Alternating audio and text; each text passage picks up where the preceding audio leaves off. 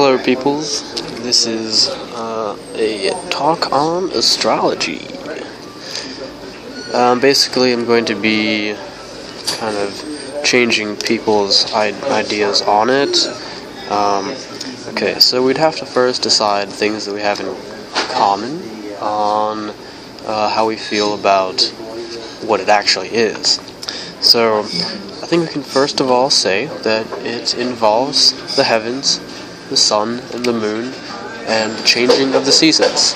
And it was actually, I don't know how many of you know this, but it was a profession. Well, it still is a profession, but it was more serious as a profession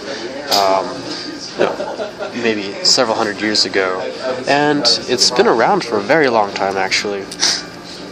So it is a professional trade, and it is about interpreting the relationship between the placement of the planets and heavenly bodies, and how they affect us as life forms within their gravitational and visible pull. Now, according to astrotheology, the story of the sun and the moon, and how they disappear or die and are reborn and are in their full swing at different points in time. For example, the moon disappears and is a new moon every 28 days approximately. So, and these are things that ancient man had to understand and deal with. So I'm not trying to drag this out too much, but the changing of the seasons, the sun going up and down in its arc across the sky, has been the origin of storytelling, and the change of the seasons has been extraordinarily impacting on human life. So right off the bat, we can agree that the heavenly bodies have a direct impact on our lives.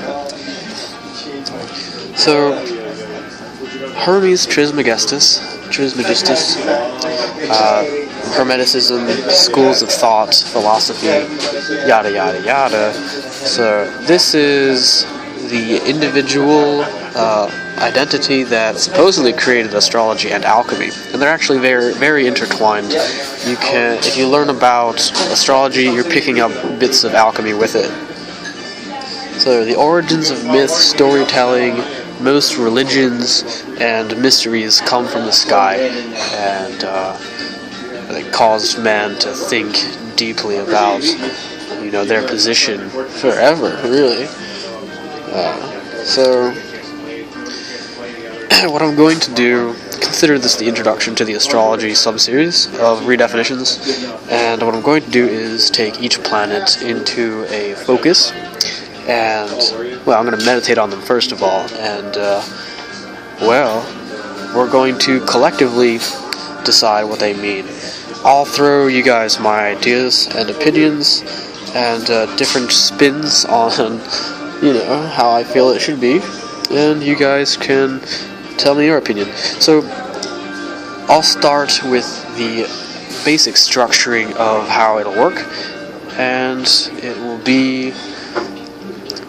Sorry, I've thought of this before. I'm slightly distracted. I'm sitting in Panera Bread, and there's a sheep on a phone, on a book, on a table, on the ground.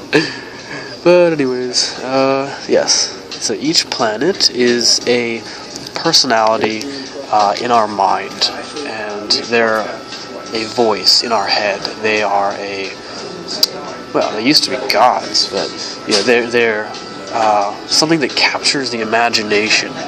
So they're all, consider them different personalities that exist within your mind, especially right now because we're thinking about it.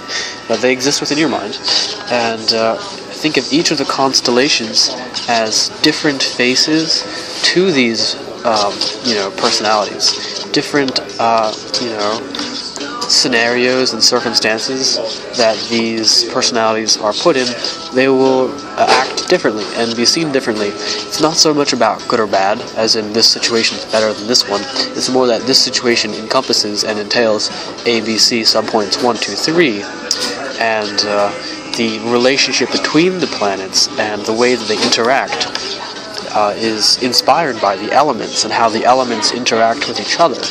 And nothing is necessarily bad. It's more that the elements work together in complementary ways to create different,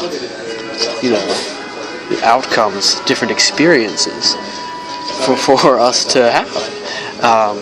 So that said, I am pretty satisfied with this introduction to the redefinition of astrology that we're going to be doing.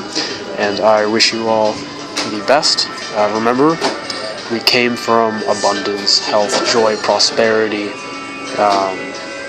serenity, and that's where we're heading towards within every single moment.